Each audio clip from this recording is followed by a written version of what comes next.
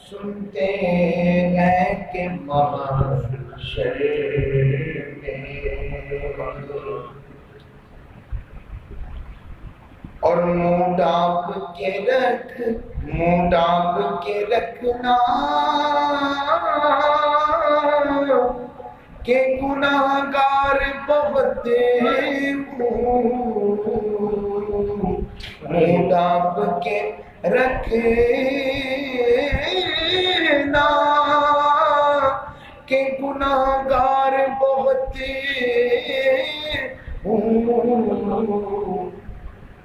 منہ دیکھ کے کیا ہوگا پردے میں بلا دی ہے سنتے ہیں کہ محشر میں بازار عمل میں تو سودا نہ بنا اپنا بازار عمل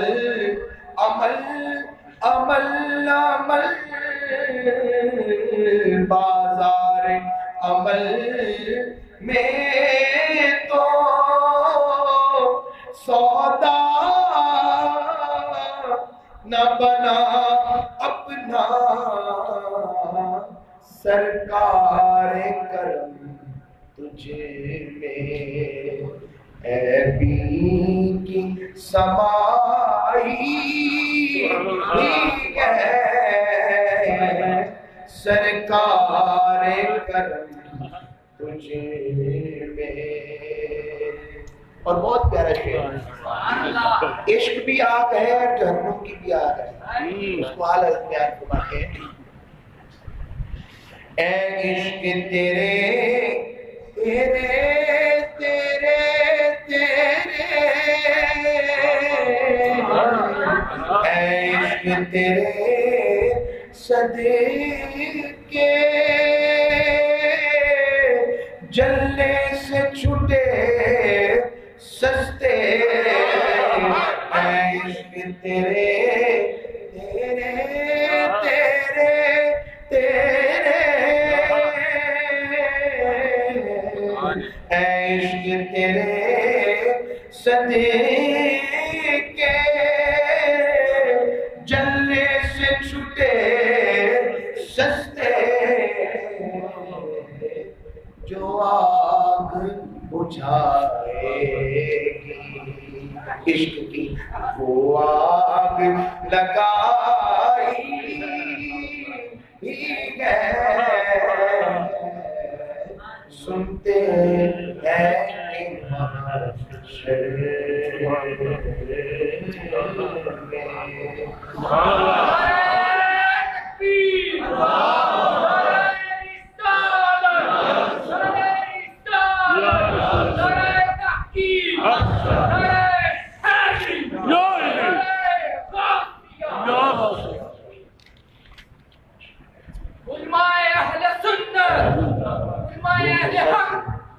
میرا فقیر زندہ باد ہے اس کو غلام زندہ باد ہے ان کی محبت پانے بھی کرتے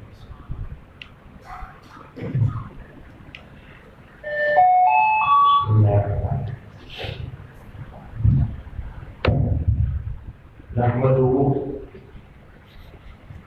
ونصلي ونسلم على سيدنا ومولانا وملجأنا ومأوانا محمد نبي الأمين المكين الحليم الكريم الرؤوف الرحيم أما بعد فأعوذ بالله من الشيطان الرجيم بسم الله الرحمن الرحيم قال الله تبارك وتعالى في القرآن المجيد الذين آتيناهم الكتاب يتلونه حق تلاوته أولئك يؤمنون به ومن يكفر به فأولئك فأولئك هم الخاسرون. وقال الله تبارك وتعالى في القرآن المجيد في المقام الآخر: لو أنزلنا هذا القرآن على جبل لرأيته خاشعا متصدعا من خشية الله. وقال الله تبارك وتعالى في المقام الآخر: إذن قاف والقرآن المجيد. صدق الله مولانا العظيم وصدق رسوله النبي الأمين الكريم. حاضرین گرامی قدر سامعین اس مقام، اللہ اور اس کے رسول صلی اللہ علیہ وسلم کی بارگاہ کی عنایت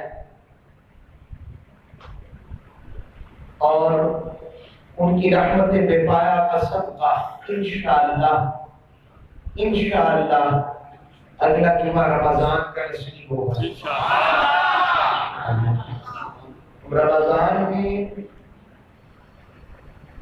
رحمت رمضان سے سیراب ہو کر اس کی بارگاہ میں عبادت روزہ اور عبادت جمعہ اور نماز کے لیے اور رات کو اس کے حضور قیام کے لیے کھڑے ہوں گے اور اس کی صدائے رحمت آ رہی ہوگی: میرا اشرا رحمت ہے اور میں رب رحمت ہوں، مجھے منا لو، میں ماننے کے لیے تیار ہوں. آج کا مضمون فضائل تلاوت قرآن اور استقبال رمضان. رمضان المبارک کا مہینہ جیسے ہی شروع ہوتا، سرکار دو عالم صلی اللہ علیہ وسلم کی صحابت ضربوں کے اندر ایسے پہلے موج صحابت کے اندر ایسے شدت سخا آ جاتی، کمی تو پہلے بھی نہیں مگر پھر عروج اور ہوتا. اور سرکار دو عالم صلی اللہ علیہ وسلم کی رمضان کو پا کر خوشی کتنی ہوتی، دیکھنے والی ہوتی. اور رمضان مبارک کا استقبال حضور کیسے کرواتے؟ حضور اکرم صلی اللہ علیہ وسلم صحابہ کو اکٹھا کرتے اور اکٹھا کر 3 مرتبہ مجھ سے سوال کرتے، پوچھتے. کچھ سوال کرتے: ماذا یستقبلکم وتستقبلون، کون تمہارا استقبال کر رہا ہے اور تم کس کا استقبال کر رہے ہو؟ کون تمہارا استقبال کر رہا ہے اور تم کس کا استقبال کر رہے ہو؟ کون تمہارا استقبال کر رہا ہے اور تم کس کا استقبال کر رہے ہو؟ شرع یہ ہے تم کس سے ملنے والے ہو اور کون تمہیں ملنے آ رہا ہے. حضرت عمر بن خطاب رضی اللہ تعالی عنہ نے عرض کیا: یا رسول اللہ، کیا کوئی وحی اترنے والی ہے یا کوئی لشکر آنے والا ہے جس سے جنگ و جدل کرنا ہے؟ حضور نے عرض فرمایا: نہیں. عرض کیا: پھر کیا بات ہے؟ آپ نے فرمایا: ایسا مالک بھی کوئی ملے گا. لوگوں اگلا جملہ سننے سے پہلے توجہ ذرا مدینے والی سرکار کی طرف ہے. ایسا محبوب بھی ملنا ہے، ایسے سودے لے کر دیے. پتہ نہیں ہمارے خاطر رب کو کیا کچھ کیسے منایا، رب کو کیسے منایا، اور اس ماننے والے نے انہیں کیسا بنایا. اور یہ ایسے ہیں تو وہ کیسا ہوگا اپنے بچوں کے ساتھ. فرمایا: ان اللہ یغفر فی اول لیلۃ من شہر رمضان لکل اہل القبلہ. فرمایا بے شک اللہ ماہ رمضان کی پہلی رات کی تمام اہل قبلہ کو بخش دیتا ہے. سبحان اللہ. رب باری تعالیٰ اور یہ جو حدیث سنا رہا ہوں میں امام منذری نے ترغیب الترہیب اس کو بیان کرنا ہے. حدیث نمبر 1502 ہے. کیا مالک کو منایا کہ حضور ایسی خوشخبری ہمیں سنا رہے ہیں. حضرت انس بن مالک بیان فرماتے ہیں کہ جب رمضان سے پہلے رجب شروع ہوتا تو آپ کہتے دعا فرماتے اللہم بارک لنا فی رجب وشعبان وبارک لنا فی رمضان. فرماتے ہیں اللہ ہمارے لیے رجب شعبان اور بالخصوص ماہ رمضان کو ببرکت بنا. اب رمضان کو اتنی برکتیں کیوں مل گئی؟ رمضان میں قرآن آیا. رمضان میں ایک سوال ایسے ہی رمضان نے عطا کیا. قرآن میں اس بارگاہ سے ایک سوال کا جواب ملتا ہے. ہم رمضان کیوں مناتے ہیں؟ قرآن کی یاد کے لیے.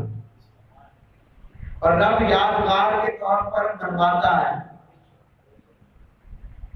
تو اگر رمضان قرآن کی وجہ سے بابرکت ہے اور رمضان قرآن کے آنے کی وجہ سے رحمت والا ہے تو خود بخود سوال آتا ہے اور اس کو منانا ہے. یعنی بندگی انکساری رونا تڑپنا پڑھنا قرآن سے تعلق جوڑنا قائم کرنا اور اس کی اہمیت کو سمجھنا. یہی وجہ ہے رمضان میں. تو رمضان کو یاد کے طور پر ہر سال ایک مہینے کو منانا یہ فکس کون کر رہا ہے؟ تو یہ سوال تو کٹ گیا کہ قرآن حدیث میں کہیں دنوں کو منانے کا ذکر نہیں ہے, راتوں کو منانے کا ذکر نہیں ہے. اگر یہ نہ ہوتا تو رمضان کو اتنی برکتیں کیوں دے رہا ہے؟ اور رمضان کو برکت اس لیے دی قرآن اتارا اور قرآن پورا مہینہ تو نہیں اتارا. کیا قرآن پورا مہینہ نہیں اتارا؟ ایک رات کے تھوڑے سے عرصے میں لوح محفوظ سے بیت العزت پر ایک مقام ہے آسمان دنیا پر, وہاں پر اتارا. وہاں پر تنزیل کر کر پھر مصطفیٰ پر اتارا. تدریجاً 23 سالوں میں اتارا. تو اس چند لمحوں کی وجہ سے وہ رات کی چند ساعتیں گھڑیاں جس میں قرآن اتارا اس کی وجہ سے وہ رات ساری راتوں سے افضل ہو گئی. خیر من الف شہر ہو گئی, 1000 مہینوں سے بہتر ہو گئی. اور اس 1000 مہینے والی ایک رات کی وجہ سے وہ رات افضل ہوئی تو دن افضل ہو گیا. دن افضل ہوا تو وہ عشرہ افضل والا ہو گیا. وہ عشرہ 10 دن وہ افضلیت کے مقام پر گئے تو رب نے اگلے عشرے کو بھی شامل کر دیا. پھر وہ بھی افضل ہوا تو رب نے کہا اس سے اگلا عشرہ بھی. پہلا عشرہ رحمت بنا دیا, دوسرا مغفرت بنا دیا, تیسرا دوزخ سے آزادی کا بنا دیا. اور ایک رات جس کو مل جائے وہ ایک رات چاہے زندگی میں اسے 50 سال ملے یا نہ ملے, جو ایک رات مل جائے تو 1000 مہینوں سے افضل یعنی 1000 مہینوں سے بڑھ کر اس کے لیے اجر و ثواب لکھ دیا جائے. سوال ہے میرا, سوال یہ ہے قرآن اچھا کائنات کا مہمان خصوصی کون ہے؟ آقا صلی اللہ علیہ وسلم ہے تو کے بڑا سے بڑا ہے. کائنات کا مہمان خصوصی حضور کی ذات. ایک سوال ہے ذہن میں اور سوال کا میں آپ سے پوچھتا ہوں, اور حضور کا تحفہ کیا ہے؟ قرآن. قرآن حضور کا تحفہ ہے. تحفہ بڑا ہوتا ہے یا مہمان؟ مہمان بڑا ہوتا ہے. مہمان بڑا ہوتا ہے تو تحفہ دیا جاتا ہے اس کے مطابق. تو جس رات تحفہ آئے وہ تو 1000 مہینوں سے بڑھ جائے. تو جس رات مہمان خصوصی آئے اس کے ذریعے کیا کریں گے؟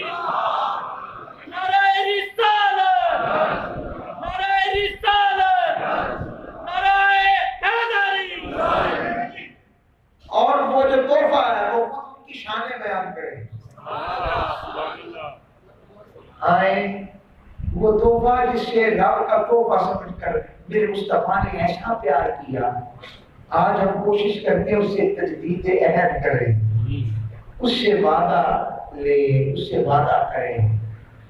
اللہ نے فرمایا لو انزلنا هذا القرآن على جبل لرأيته خاشعا متصدعا من خشية الله۔ فرمایا اگر میں یہ قرآن پہاڑوں پر نازل کرتا، اب پہاڑ کتنے کتنے مضبوط ہیں، پہاڑوں پر نازل کرتا، خاشعا متصدعا من خشیۃ اللہ، وہ اللہ کی خشیت سے، اللہ کے خوف سے، اللہ کے اس کلام کی جلالت سے، اس کے روب سے، اس کی ہیبت سے، اس کے دبدبے سے، اس کی عظمت سے، اس کے جلال سے، وہ پہاڑ صرف قرآن کے اترنے پر ہی ریزہ ریزہ ہو جاتا، ریزہ ریزہ ہو جاتا۔ اور دوسری طرف رب نے پھر اس دل کو چنا جس پر قرآن اتارا، جس سے نرم دل رب نے کائنات میں بنائے، جہاں پہاڑوں کی سختی ہے اور دوسری طرف مصطفیٰ کے دل کی نرمی، ان کی نرمی رحمت جو وہی شرابہ رحمت۔ وما ارسلناک الا رحمۃ للعالمین کا مطلب کیا ہے؟ جن کی آنکھیں بھی رحمت ہے، چہرہ بھی رحمت ہے، زلفیں بھی رحمت ہے، بینی مبارک بھی رحمت ہے، آپ کے ابر مبارک بھی رحمت، جن کے لب بھی رحمت، دانت بھی رحمت، ہاتھ بھی رحمت، جن کا شرابہ ہی رحمت۔ اگر کوئی کہے کہ رب نے کہا ہے رحمتی واسعۃ کل شیء، میری رحمت ہر شے پر وسیع ہے، تو رب سے پوچھے مالک تیری رحمت کو اگر کسی مجسم صورت میں رکھنا چاہیں، اور یہ تو جسم کی بات جس کا آنا بھی رحمت، جانا بھی رحمت، بولنا بھی رحمت، نفس اقدس بھی رحمت، قلب اطہر بھی رحمت، جو ہے ہی رحمت، جس سے رحمت اور اس جسم کو دیکھنا چاہیں ہم مصطفیٰ کو وہ رحمت اتنے نرم دل، اور رب نے اس پر قرآن اتارا، اور کہا قاف والقرآن المجید۔ قاف یہ حروف مقطعات ہے کہ ایمان اللہ اس کا رسول جانتے ہیں، اور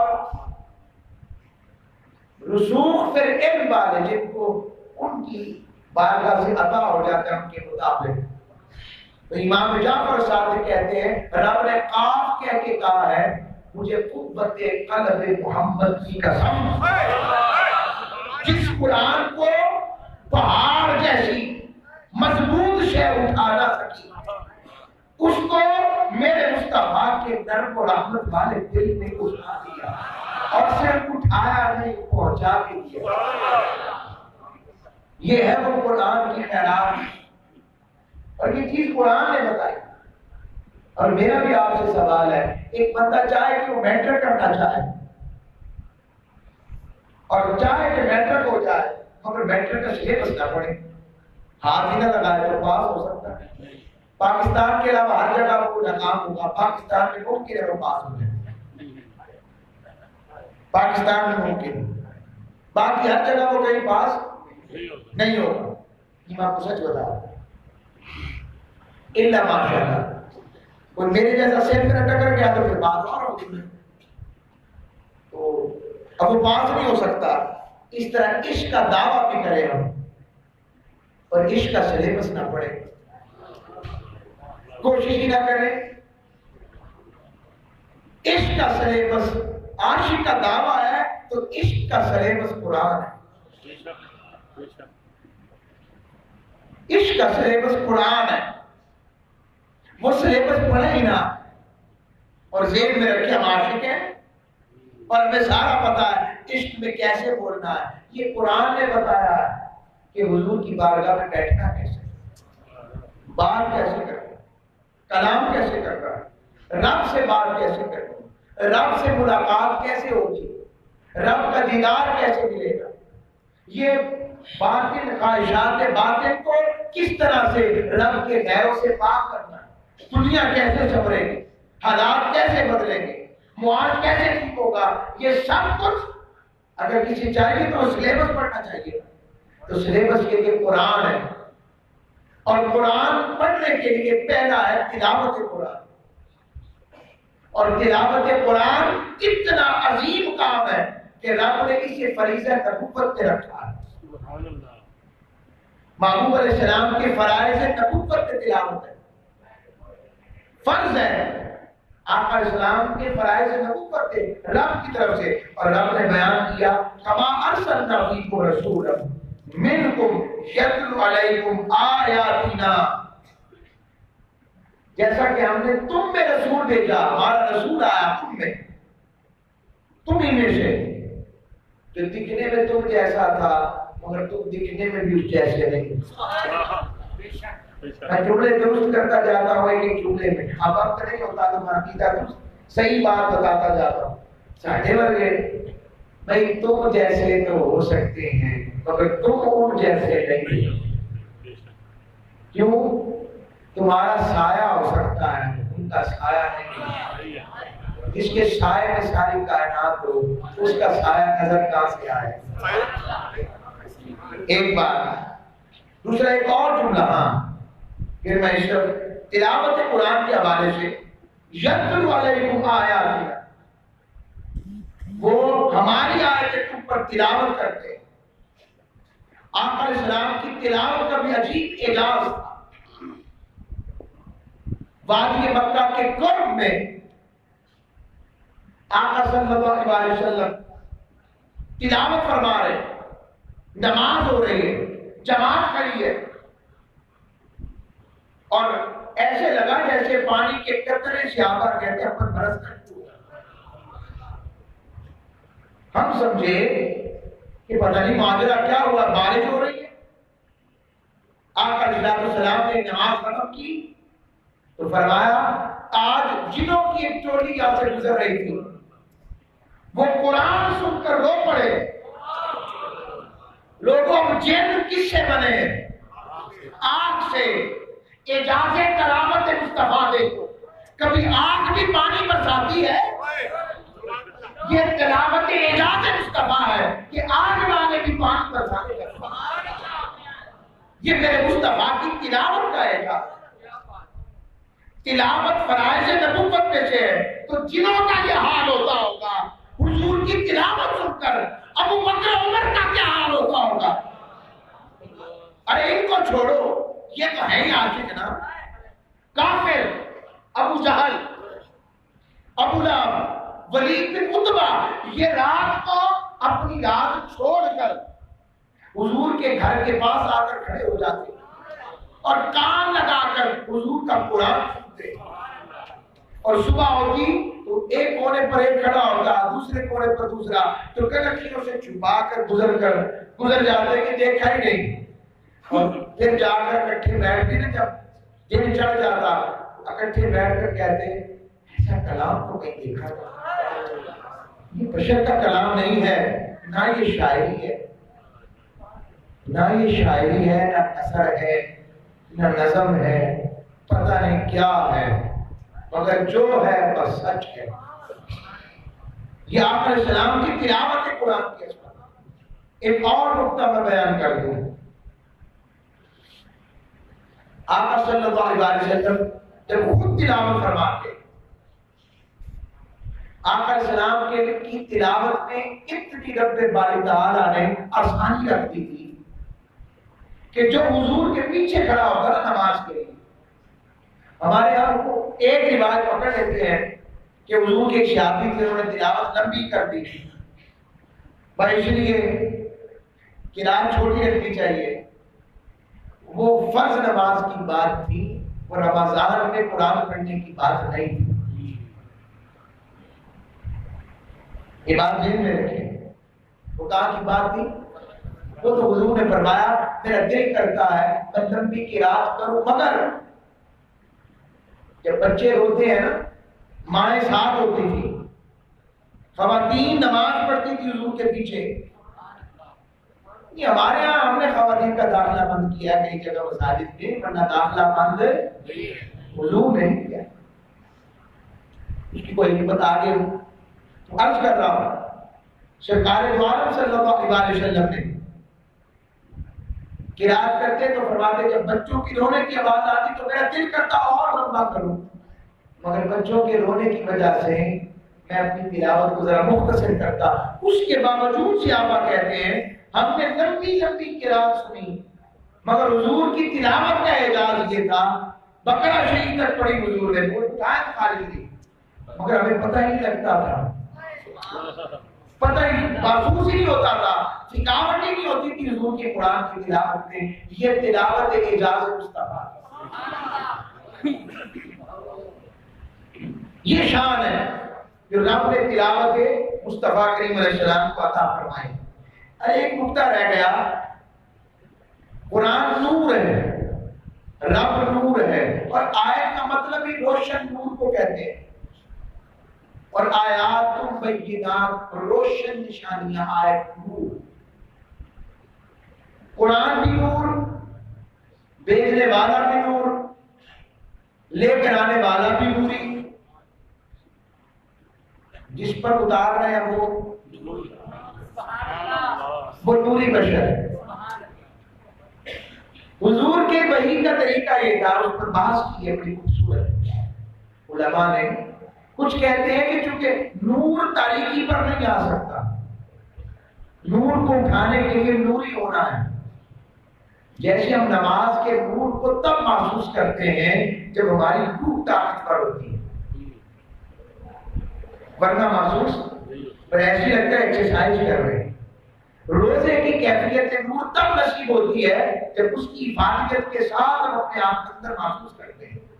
ذکر الہی کی کیفیت جسم کے لیے شاید بھاری ہو، مگر جب وہ روح کے مطابق ہوتا ہے تو وہ کیفیت نور محسوس ہوتی ہے۔ تلاوت قرآن بھی ایسے ہے، علاوت قرآن بھی ایسی ہے، علاوت ایمان بھی ایسے ہے۔ تو آقا علیہ السلام نوری بشر ہے، تلاوت آقا پر وحی کا طریقہ کار کیا تھا؟ ایک طریقہ یہ تھا نوری بشر، حضرت جبرائیل آتے تو وہ بھی بشری صورت میں ہوتے اور حضور بھی ہوتے تو قرآن آ جاتا، مگر ایسا ہر دفعہ تو نہیں ہوا، پہلی وحی میں ایسا نہیں ہوا، وہ تو اصلی صورت میں آئے، وہ تو اصلی صورت میں بخاری میں آیا۔ دوسرا طریقہ یہ تھا آقا علیہ السلام کی حالت نورانیت میں بدل جاتی اور جبرائیل نوری صورت میں حضور پر وحی کرتے۔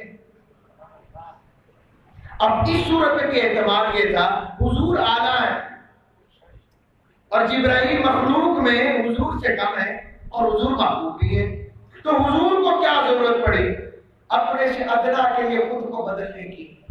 یہ شیان مصطفیٰ لگتا نہیں ہے۔ تو اب تیسرا نقطہ کیا ہے؟ حضور کو رب نے بنایا ہی ایسا تھا کہ حضور بشری لباس میں ہونے کے باوجود نور قرآن کو لے کر آگے بانٹتے، اور رب نے کہا سنقرئک فلا تنسیٰ، سونے ضرورت نہیں گھبرانے کی، ہم تجھے پڑھائیں گے، ایسا پڑھائیں گے فلا تنسیٰ، تو بھولے گا نہیں۔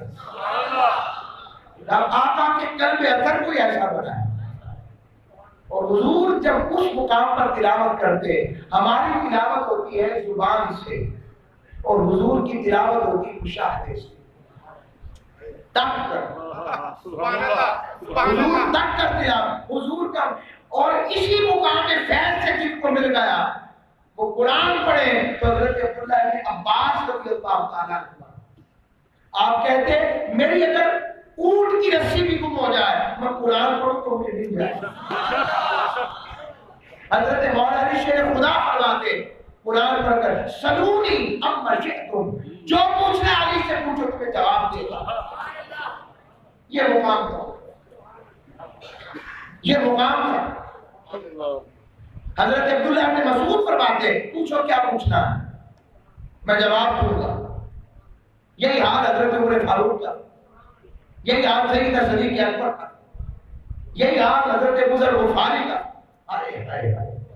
یہ قرآن کو صرف ہماری طرح پڑھتے نہیں تھے، قرآن ان پر وارد ہوتا تھا، ان کے روحوں پر وارد تھا، کیونکہ یہ قرآن کو محبوب کا خط پڑھ کر سمجھتے تھے، اور جب خط پڑھ کر سمجھا جاتا ہے کیسا خط؟ پرانے لوگ بزرگ جانتے ہیں ایک آدھا دو بندے پڑھے لکھے ہوتے تھے گاؤں میں، تو بیٹے کا خط آنا، بیٹی کا خط آنا، رشتے داروں کا خط آنا، وہ کھانا پینا بھول جاتا، وہ کہتا تھا، وہ ڈھونڈتا تھا اس بندے کو، کہتا تھا وہ کہاں ہے، ماسٹر صاحب کہاں ہے، اسے خط پڑھانا ہے، کہتے روٹی کھا لے، روٹی کھا لیں گے، انہیں کا کھاتا ہے، بیٹے کا کھاتا ہے، بھائی کا کھاتا ہے، امی ابو کا کھاتا ہے، تم مجھے خط پڑھاؤ۔ تو وہ جب تک خط پڑھ نہیں لیتے تھے اور سن نہیں لیتے تھے انہیں چین نہیں آتا تھا۔ لوگوں، یہ تو دنیا داروں کے خط تھے، یہ وہ خط ہے قرآن جو رب نے اپنی مخلوق کے نام مصطفیٰ کے ذریعے پہنچایا۔ ہمیں کیسے چین آ جاتا ہے قرآن پڑھے ہوئے؟ رب کی محبتوں کا پیغام۔ اور رب نے فرمایا الذین آتیناہم الکتاب یتلونہ حق تلاوتہ، رب نے کہا پھر وہ قرآن کی تلاوت کرنے والے میرے ایسے بھی ہیں میرے مصطفیٰ کے غلام کہ وہ تلاوت کرنے کا حق ادا کرتے تھے، حق ادا کرتے تھے۔ اب اس حق میں عمل بھی ہے مگر اس حق میں پڑھنا بھی ہے، تلاوت بھی ہے، کلام کو صحیح طرح سے ادا کرنا بھی ہے، تلفظ اور کوشش کر کر اس کو پیش کرنا بھی ہے۔ اور یاد رکھیے قرآن سیکھنے کی کوئی عمر نہیں، قرآن سیکھنے کی کوئی عمر نہیں۔ میری سرکار نے کہا کہ جتنا بزرگ ہوتا جاتا ہے اور وہ قرآن سیکھے اور بھول جائے، اٹک جائے، تلفظ ادا نہ ہو، تو جوانی میں سیکھنے والے کا ایک اجر ہے اور اس عمر میں جا کر سیکھنے والے کے لیے دگنا اجر ہے۔ حضور نے فرمایا غلط کوشش کے باوجود اٹک رہا ہے، بھول رہا ہے تو گھبرائے نہیں، اس کے بھولنے پر بھی رب نے دگنا اجر رکھا ہے۔ باقیوں کو ایک دے رہا، ان کو دگنا دے رہا۔ یہ بخاری کی حدیث سنا، قرآن ایسی بارش ہے۔ اور قرآن، یہ تلاوت قرآن کا اثر تھا کہ حضرت عمر فاروق رضی اللہ تعالیٰ عنہ، یہ جو فاروق اعظم ہیں، یہ تلاوت قرآن کے صدقے سے ایمان سے بارک ہوئے۔ آپ اپنی بہن کے گھر جب گئے، آپ نے قرآن سنا، دل کو چھپایا، دروازہ کھٹکھٹایا، کہا سنا ہے تم لوگوں نے محمد عربی کا دین قبول کر لیا؟ ہاں، بس پھر آپ امامات کی سے تو خوف کیا آپ نے، بہنوئی کو بھی، بہن کو بھی، کیسی بہن کیسی مستحکم تھی، استقامت والی۔ حضرت عمر کی بہن فرمانے لگی جو کرنا ہے عمر کر لو، اگر تمہاری لبوں میں خطاب کا پھول ہے نا اور تم ضد پڑے ہوئے ہو تو تم سے بڑی ضد میں والی ہوں، میں بھی مصطفیٰ کو چھوڑنے والی نہیں۔ وہ پریشان ہو گئے، میری بہن نے آج تک میرے سامنے ایسے آنکھ اٹھا کر بات نہیں کی تھی، یہ ہے کیا چیز جس نے میری بہن کو میرے سامنے کھڑا کیا اور اس جرأت سے بات کر رہی ہے؟ آپ نے کہا تو پھر مجھے وہ بتاؤ اس کی پڑھ کیا رہی تھی؟ حضرت عمر فاروق رضی اللہ تعالیٰ عنہ اس سے پہلے تورات پڑھنا جانتے تھے، انجیل پڑھنا جانتے تھے، آپ تورات اور انجیل کے عالم تھے۔ آپ اور 15 لوگوں میں سے عرب کے تھے جنہیں پڑھنا لکھنا آتا تھا، ذی شعور آدمی تھے، پہلوان تو تھے ہی مگر اس کے ساتھ ذی شعور آدمی تھے، ذی فہم آدمی تھے، ذی حکمت آدمی تھے۔ اللہ نے ان کو فہم و فراست عطا فرمائی تھی، مگر اب زمانہ بدلنے کی بات تھی، اب آزادی سے غلامی مصطفیٰ کی بات آ رہی ہے۔ آپ نے کہا قرآن سناؤ، قرآن سنا، دنیا بدل گئی، کایا بدل گئی، کایا پلٹ گئی۔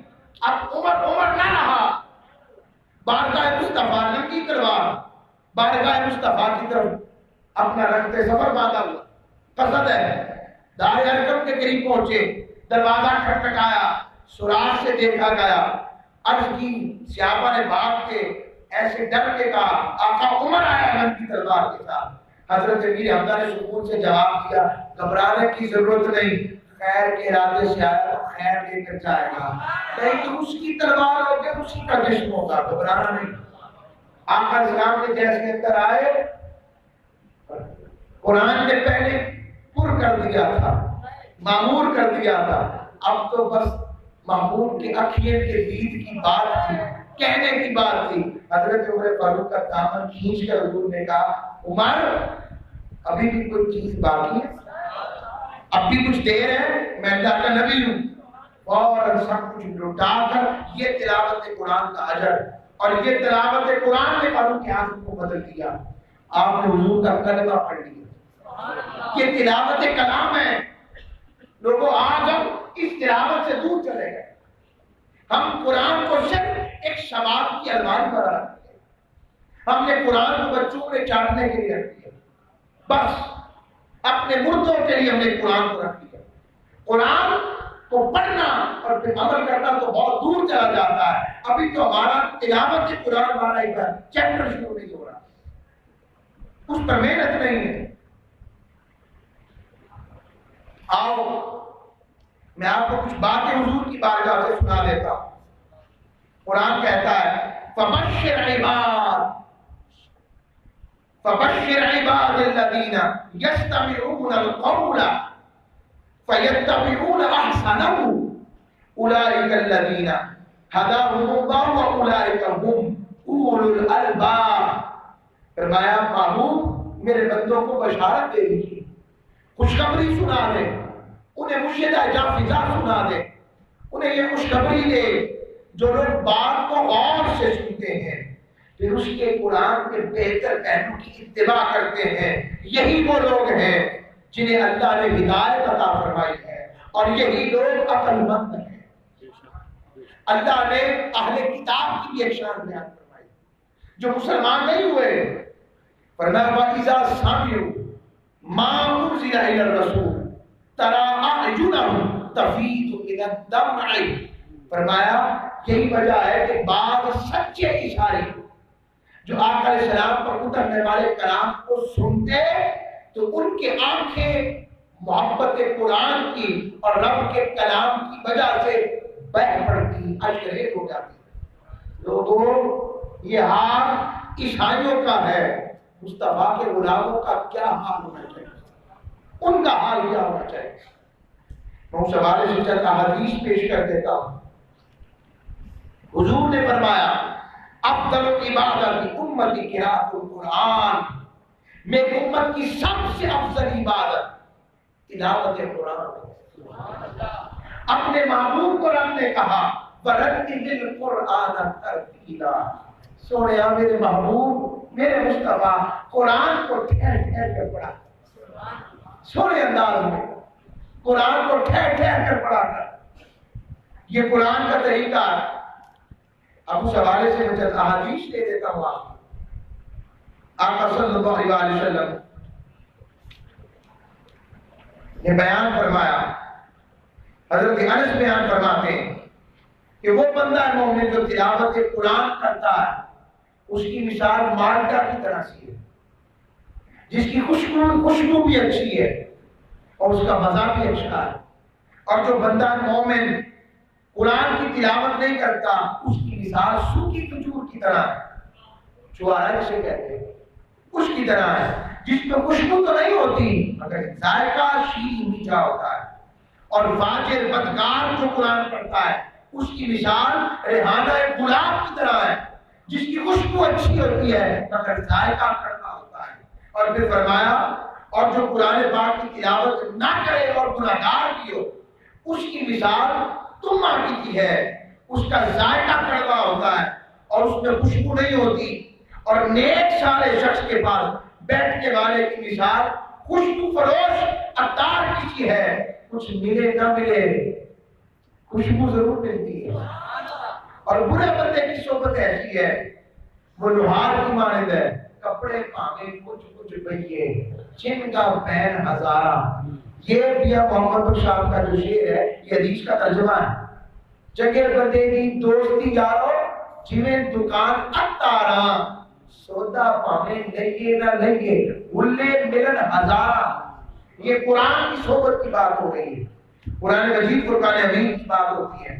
اور یاد رکھو حضرت ابو سعید خدری فرماتے ہیں، اس کو امام ترمذی نے روایت کیا حدیث حسن کا، فرمایا اللہ رب العزت فرماتا ہے، حدیث قدسی ہے کہ جو شخص قرآن اور میرا ذکر کرتے کرتے اتنا مشغول ہو جائے کہ اسے موقع نہ ملے اپنی بات اپنا سوال پیش کرنے کا کہ مجھے یہ چاہیے، میرا یہ سوال ہے، مجھے معافی چاہیے، مجھے استغفار چاہیے، مجھے رزق چاہیے، مجھے معاملات میں آسانی چاہیے، مجھے مال و زر میں آسانی چاہیے، مجھے اولاد کی کثرت اور اولاد کو اچھا نصیب عطا فرما، ایسی دعا چاہتا ہے، مگر موقع نہیں ملا، ماں پڑھتا رہا، قرآن پڑھتا رہا، تو فرمایا جو میرے ذکر میں قرآن میں مشغول ہو گیا تو میں اسے مانگنے والوں سے زیادہ عطا کرتا ہوں، کیونکہ تمام کلاموں پر جس طرح اللہ کی فضیلت ہے اس طرح رب باری تعالیٰ کے کلام کو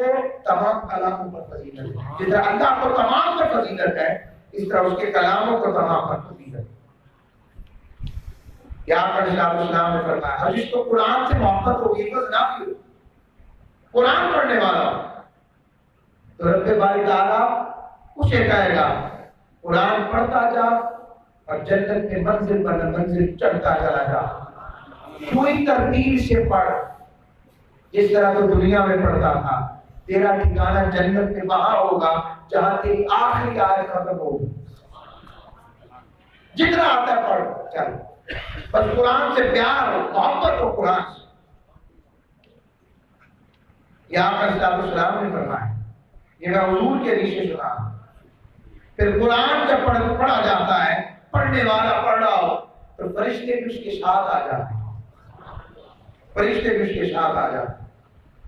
میں آپ کو حضرت سعد بن ابی وقاص فرماتے ہیں قرآن کو پڑھنے کے 3 درجے،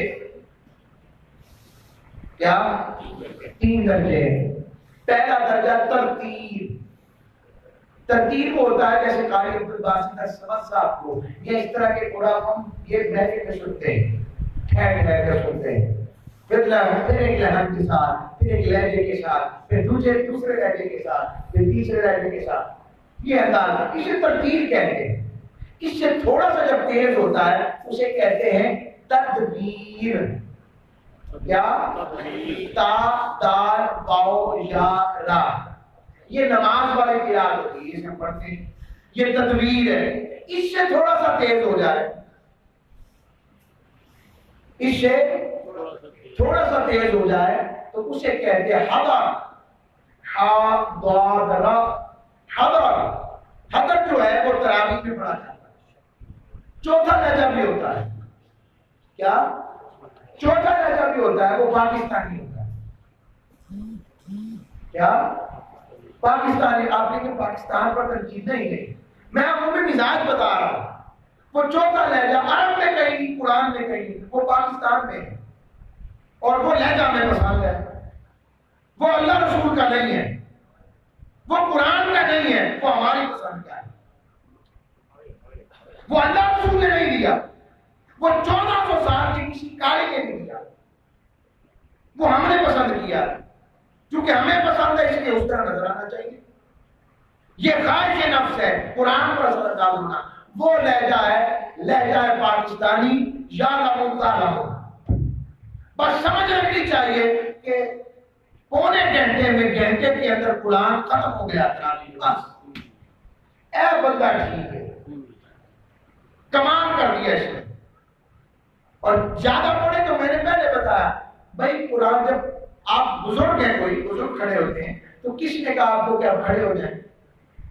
یہ وہ فرض نماز تو نہیں ہے نا، سنت موقعہ، تو جتنی آسانی سے کھڑے ہو کر پڑھ لیں پڑھ لیں، باقی بیٹھ کے پڑھ لیں، مگر جو کھڑے ہو کر قرآن ذوق سے پڑھنا چاہ رہے انہیں تو نہ روکیں۔ یہ قرآن کہہ رہا ہے، میں نے تو نہیں کہا، آپ کو اجر پورا ملے گا، گھبرائیں نہیں، رب اجر میں ہماری طرح نہیں ہے، نیت اجر پر نیت دے دے گا، گھبرائیں کیا آپ؟ ہمارے ہاں اس کا رواج ہی ختم ہو گیا، جب قرآن آرام سے پڑھے تو ہم کہنے لگ پڑتے ہیں نماز تیز پڑھو گی، ذرا تیز پڑھے، آپ کی مہربانی۔ حضور نے فرمایا قرآن ایسے پڑھو ردی کھجوروں کی طرح نہ بچے ہو اسے، قرآن ایسے پڑھو کہ قرآن بھی کہے مجھے حق ادا کر دیا پڑھنے والا، قرآن پڑھنے والا لوگوں سے بے پرواہ ہو کر پڑھے، قرآن سننے والے بس محبت سے رب کی پرواہ پہ پڑھے۔ حضرت سعد بس اختتام میں حضرت سعد بن نبی وقاص فرماتے ہیں، آقا کو فرماتے سنا، ان ھذا القرآن نزل بحزن، فرمایا یہ قرآن غم سے لبریز ہو کر اترا ہے، پر جب تم اسے پڑھا کرو تو رویا کرو، اور اگر دل کی سختی کے باعث سے رو نہ سکو تو رونے والی حالت ہی بنا لیا کرو، اور نغمگی کے ساتھ خوش الحانی سے اس کی تلاوت کیا کرو۔ حضرت عبداللہ ابن عباس کی صحبت اختیار کرنے والے ابن ابی ملیکہ فرماتے ہیں، میں نے مکہ مکرمہ سے مدینہ اور پھر مدینہ سے مکہ مکرمہ یہ سارے سفر کو حضرت عبداللہ ابن عباس کے ساتھ رہا۔ آپ 2 رکعت نماز ادا فرماتے، جب کسی جگہ رک کر قیام کرتے، آدھی رات کو تہجد کے وقت بیدار ہو جاتے، ٹھہر ٹھہر کر قرآن پاک کی تلاوت فرماتے، ایک ایک حرف پڑھتے اور اس پر آہو گواہ کرتے، اور یہاں تک کہ آپ کی ہچکی بند جاتی۔ لوگوں، یہ وہ لوگ ہیں جنت جن کی منتظر ہے کہ ہمیں آ جاؤ، جن کو جنت کے چراغ، جنت کی ٹکٹیں اور جنت کی سیٹیں، جنت کے باہر قرار کر دیے میرے مصطفیٰ نے کہ جاؤ جنت تمہاری ہے، جاؤ۔ جن کو رب نے کہا رضی اللہ عنہ ورضوا، اللہ تم سے راضی ہے، تم اللہ سے راضی ہو، یہ وہ ہے۔ اور وہ یہ آیت آتی، بسم اللہ الرحمن الرحیم وجاءت سکرۃ الموت بالحق ذلك ما كنت منه تحيد۔ اور آپ آیت پڑھتے کہ موت کی بے ہوشی عبداللہ آپ کو تھی، حق کے ساتھ آپ کو تھی، اس کی آواز آ رہی ہے۔ اے انسان، یہی وہ چیز ہے نا جس سے تم بھاگتا۔ حضرت عمر فاروق تلاوت کرتے، حضرت عمر کے دور میں ایک جوان ایک خاتون سے محبت کرنے لگ پڑا، وہ نماز پڑھنے آتی تھی مسجد، تو جب اس نے زیادہ اسے تنگ کیا تو کہنے لگی رک کے کیا بات ہے؟ کہنے لگا میں تم سے محبت کرتا ہوں۔ آپ نے فرمایا اچھا مجھ سے محبت کی صداقت کے لیے کیا کر سکتے ہیں؟ اس نے کہا یہ کر سکتا ہوں کہ جو تم کہو وہ حاضر کر دو، فرمایا میری خاطر یوں کرو کہ 40 دن حضرت عمر کے پیچھے نماز ادا، 40 دن بس۔ اب لہجہ حضرت عمر کا سورہ یوسف پڑھتے کہ اس آیت پر آتے، انما اشکو بثی وحزنی الی اللہ، تو بھی پڑھتے کہ میرا شکوہ، میری شکایت، میرے غم کی شکایت مالک میں صرف تجھ سے کرتا ہوں۔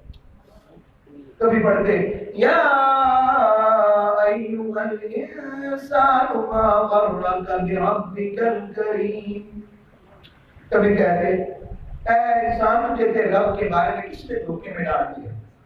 یہ 40 دن وہ تلاوت قرآن، اور آقا جب تلاوت فرماتے حضور کی بارگاہ میں آتا، حضور اسلام تلاوت کرتے تو یوں محسوس ہوتا روتے ہوئے کہ جیسے اندر ہڈیاں نہیں ابلتی، آقا 40 دن کے بعد وہ گزر رہا تھا، بی بی وہیں کھڑی ہو گئی، کہنے لگی جوان ہم دیکھتے گئے آپ عمر کی تلاوت میں کسی اور کو تک لیا ہے، اللہ ہم سب کو غلطی توفیق عطا فرمائے۔